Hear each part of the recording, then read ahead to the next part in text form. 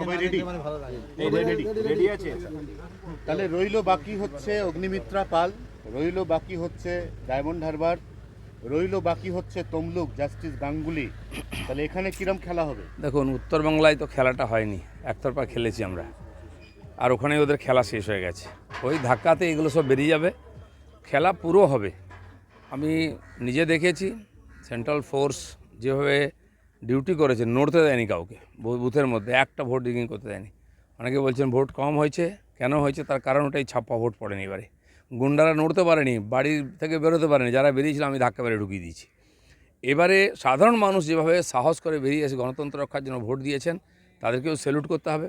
নির্বাচন কমিশনার খুব সিরিয়াস ছিল, সেন্ট্রাল ফোর্স দেখা দেখি পুলিশও অ্যাক্টিভ হয়েছে অনেক জায়গায়, কিন্তু তাদের জড়তা কাটতে দেরি লাগবে। এটাই হওয়া উচিত। এত পিসফুল, এত ভালো ভোটিং আমার মনে হয় ইদানিং হয়নি। প্রিয়াঙ্কা টিবরিওয়াল কালকে সন্দেশখালী গেছিলেন, একজন প্রতিবাদী তার সামনে মুখ খুলেছিলেন, তারপর তার মেয়েকে বাড়ি থেকে রাত্রের অন্ধকারে এক দুষ্কৃতী তুলে নিয়ে যাচ্ছিল, মেয়েটি চিৎকার করে, বাড়ির লোক ছুটে আসে, দুষ্কৃতী এলাকা ছাড়া হয়। ওখানকার মহিলারা যে রাত জাগছেন, বাস্তব পরিস্থিতিটা বাইরে থেকে বোঝা যাচ্ছে না কেন রাত জাগছেন। মহিলারাও সুরক্ষিত নন, পুরুষরাও সুরক্ষিত নন। পুরুষদেরকে পুলিশ দিয়ে ভয় দেখানো হচ্ছে, বাড়ি ছাড়া করা হচ্ছে, মহিলাদেরকে তুলে নিয়ে যাওয়া হচ্ছে বা তার উপরে অত্যাচার হচ্ছে। তো মাসের পর মাস যেভাবে ওখানকার মহিলারা নেতৃত্ব দিচ্ছেন এবং সেই আন্দোলনকে চালিয়ে যাচ্ছেন, সত্যি মানতে হবে যারা আন্দোলনজীবী আছেন তারা এটা কল্পনাও করতে পারে না। তারা সরকারি পয়সায় বিশেষ কোনো দেশ বিদেশ থেকে উৎসাহিতও করেন, কিন্তু ওইখানকার আদিবাসী উপজাতি মহিলারা যেভাবে লড়াই করছেন সারা ভারতবর্ষ, তারা দুনিয়ার সামনে তারা উদাহরণ রেখেছেন, তাদেরকে আমি প্রণাম করি। প্রসঙ্গে বলি, সিভিক ভলেন্টিয়ারের স্ত্রীকেও, সিভিক ভলেন্টিয়ারদের দেখা যেত যে তৃণমূলের হয়ে কাজ করছে, বিভিন্ন অভিযোগ একসময় এসছিল, সেই সিভিক ভলেন্টিয়ারের স্ত্রীকেও তুলে নিয়ে গিয়েছিল তাহানি। সব সিভিক ভলেন্টিয়ার তো আর টিএমসি নয়, তারা চাকরি পেয়েছেন। 1.5 লক্ষের বেশি সিভিক ভলেন্টিয়ার, তাতে অন্য মতের লোক আছেন, তারা অন্য মতাবলম্বী বা পলিটিক্যাল পার্টির সাপোর্টারও হতে পারেন।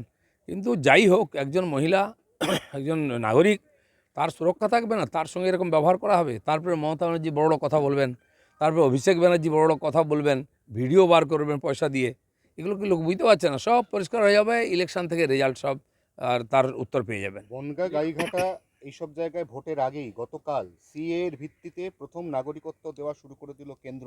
দিল্লিতে 14 জন বসবাসকারী, তাদেরকে শংসাপত্র কালকে দিয়ে দেওয়া হলো। এটা কি ভোটের চাল? দেখুন, সরকার কথা দিয়েছে, সরকার কাজ করেছে। সরকারি প্রশাসনের কাজ চলতেই থাকে সারা বছর, ভোট দেখে হয় না। তা সেই জন্য যে বিল এসেছে, তারপরে রুল পাস হয়েছে, তার প্রসেস শুরু হয়ে গেছে। আমার তো মনে হয় যারা পেয়েছেন পাকিস্তান থেকে আসা, যারা অনুপ্রবেশ কী বলে উদ্বাস্তু, তারা পেয়েছেন। এবার বাংলাদেশ থেকে আরম্ভ করে আফগানিস্তান, সব জায়গার যারা উদ্বাস্তু তারা পাবেন। আর এই প্রসেস চলতে থাকবে। যারা আওয়াজ দিয়েছিলেন চলতে দেবো না, করতে দেবেন না, তাদেরকে দাঁড়িয়ে দাঁড়িয়ে দেখতে হবে। আজকে শুভেন্দুর গড়ে মুখ্যমন্ত্রী যাচ্ছেন, নিশ্চয়ই একটা সবার নজর রয়েছে, তো কি বলতে পারেন বলে? হ্যাঁ, জঙ্গলমহল গেছিলেন, বর্ধমানেও 18 দিন ছিলেন, তারপরে বুঝে গেছেন রেজাল্ট কী হবে। এখন খালি সময় কাটাচ্ছেন, কথাবার্তার আওয়াজ পাল্টে গেছে, সুর পাল্টে গেছে। আমি যেটা বলেছিলাম যে প্রথম নির্বাচন কমিশন, সেন্ট্রাল ফোর্স, শেষে ইভিএমকে দোষ দেওয়া হবে, দেখুন সেখানেই ঘুরে ফিরে গাড়ি চলে এসেছে, এর বাইরে কিছু করতে পারবেন না, দাঁড় করিয়ে হারাবো আমরা। পূর্বাঞ্চলে বিজেপি হাফ, দক্ষিণ ভারতে বিজেপি সাফ। জয়রাম রমেশের এই কথার পরেই কালকে মুখ্যমন্ত্রী বলেছেন যে ইন্ডিয়া জোট সরকার করলে আমরা বাইরে থেকে সাপোর্ট দেবো। কোনো ভিতরে যেতেই পারবেন না, কারণ কেউ ডাকবে না, এমন জায়গায় পৌঁছে দেবো ওদেরকে না, কোনো রোলই থাকবে না সারা ভারতবর্ষে। গতবারে তবু তো ছিল, এবারে টিএমসিকে কেউ ডাকবে না এমন সংখ্যা তারা পাবে। জয়রাম রমেশ কোথায় আছেন? তাদের নেতা রাহুল গান্ধী কোথায় আছেন? সব এক্স হয়ে গেছেন, এখন রিটায়ার্ড, সব রিজেক্ট, খালি রেজাল্ট হতে বাকি আছে।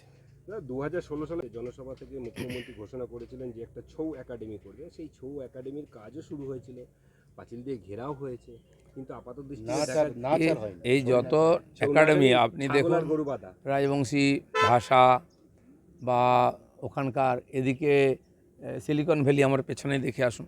আমি বলছি ওগুলো না করে সোজা ছাগলের ফার্মই করুন আপনি, কারণ সব জায়গায় ছাগল ঘুরে বেড়াচ্ছে। ছৌ একাডেমি থেকে আরম্ভ করে সিলিকন ভ্যালি, ছাগল, গরু, ভেড়া এগুলো ঘুরে বেড়াচ্ছে। তো ওদের জন্য পয়সা দিন না, কিছু ইনকাম হবে। ছাগল গোট ফার্ম করে দিন সব জায়গায়, তাহলে লাভ লোকসান, কারণ আপনি তো খালি ভোট চান, কিছু চান না। সন্দেশখালী ঘটনায় রেখাপাত্র সহ একাধিক বিজেপি কর্মীরা থানায় অভিযোগ দায়ের করেছেন, যদিও পুলিশ রিসিভ কপি দেয়নি। আমাদের ক্যান্ডিডেটের নামে এফআইআর হয়ে যাচ্ছে, যিনি লোকসভার ক্যান্ডিডেট, অথচ তিনি কমপ্লেন করতে গেলে কোনো এফআইআর নেওয়া হচ্ছে না। বিচিত্র পুলিশ। এই জন্য আমি বলেছি পুলিশকে কি করব এরপরে, আর সেটা করবই। দাদা চণ্ডীপুরে দাদা শঙ্কুদেব পান্ডার ওপর হামলা হলো, কি বলবেন বিষয়টা? বহু জায়গায় হচ্ছে কর্মীদের উপর হামলা, আমাদের ক্যান্ডিডেটের উপর হামলা হয়েছে, আমার উপরে একাধিকবার হয়েছে। হেরে যাচ্ছেন তো এখন দাঁত নখ বার করে ভয় দেখাবার চেষ্টা করছেন, পাবলিক ভয় পাচ্ছে না, সকাল থেকে এসে লাইনে ভোট দিচ্ছে। এখন যারা প্রচার করছে তাদেরকে চমকে ধমকে মানুষকে আটকাবার চেষ্টা হচ্ছে, কোনো লাভ নেই। ওকে দাদা, থ্যাংক ইউ। দাদা কাল আছে? নেই।